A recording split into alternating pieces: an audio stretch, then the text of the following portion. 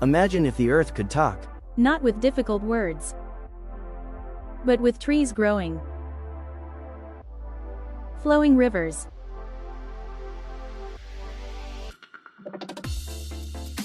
and animals that live near us. Ecology helps us understand the world around us, how we live, and how nature lives. People, plants, animals, and the earth.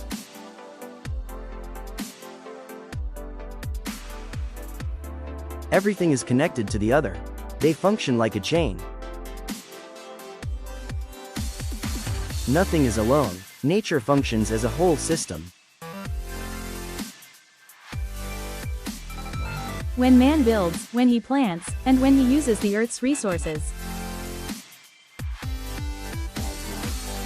it becomes part of a larger system, an ecosystem. Ecology teaches us that life on Earth is not a coincidence, but a careful balance between man and nature.